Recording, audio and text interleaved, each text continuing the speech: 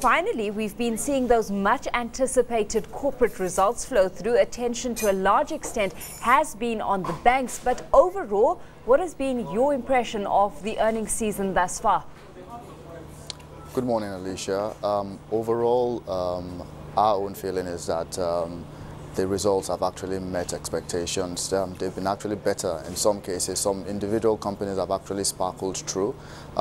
We've had few companies not meet up to expectation, but on the whole, we're about, I would say, 80% of the companies have actually performed in line. And we've seen that, the companies' balance sheets are still strong and they're still actually quite profitable. Well, Diamond Bank seems to be one of the pockets of disappointment. It's the first bank to announce first quarter numbers, so really leading that Q11 earnings season, and the market certainly doesn't seem to have been too impressed with what's come to the fore there. Yes, I think Diamond Bank actually disappointed in the numbers. Their full year numbers also, disappointed. If you look at their top line, their gross rev was actually quite good. So something happened in between, and those were non-performing loans higher than expected. Now, in our opinion, we thought a lot of that would actually have been sold to AMCON, and that we should see, that should not have affected the bank as bad as it has, but surprisingly it did. First quarter results also came out as well, and the trend as well has not been too encouraging, and of course investors have been punishing the shares. The interesting thing about Diamond Bank, when you look at their first quarter results, is that at least the loans are up, loans and advances, and it's up by about 5% roughly, which shows an interesting sign. But I think Diamond is a medium-term bank.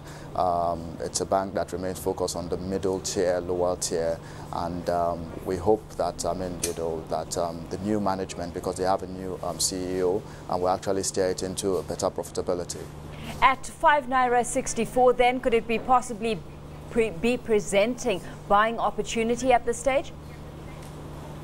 I think for medium-term investor, it is, it's a reasonable price to come in as well. It's just that I think as the market is digesting the numbers, and they did have the bank had a conference call with investors yesterday, trying to manage their expectations and to explain the numbers. But I think on the whole, as more people, just trying to find out, look at the facts, they might just actually start to take a more medium-term view. But in the short term, you do expect, of course, the selling pressure to remain for some time. But I guess if it does breaches ₦5, then it becomes absolutely attractive. Let's look at some of the other companies you've got your eye on at the moment. Oando recently announced long-awaited full-year 2010 numbers. It grew its revenues 12.5% year-on-year, and pretty much in line with expectations. After-tax profits also soared by 42%. What's your view on the company? I think Oando beat expectations, especially with bottom line. I think if you look at their PAT at about 14 billion and their PBT at 24 billion, I think that was very, very encouraging. Also, the corporate action, it's very, very interesting, whereby they are declaring bonus, and that the dividend is also generous. So we think the company has actually managed to successfully restructure its balance sheet, substituting and renegotiating some of the short-term debts into longer-term, and giving the company room to breathe. But I think the most interesting thing about Oando is the diversification story. Yeah. They've strongly diversified into upstream and then into the gas sector as well. They've completed a glass plant, the Akute glass plant, and you have more customers, especially industrial customers, coming in and connecting to that, and that has worked to the company's advantage. So I think Oando is actually an interesting diversified energy company, which is what they like to see themselves as, and not just a downstream sector play.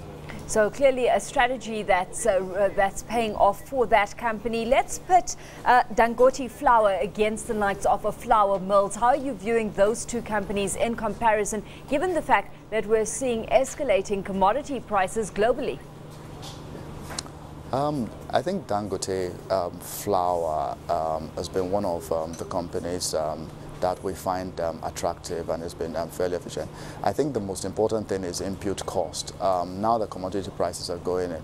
I think Dangote Flour still stands in a good stead. They have the ability to transfer pricing onto consumers, although they do try to, wait and not, just pass through directly. But they do have that ability. It's a fairly competitive sector, but they tend to be efficient and highly profitable.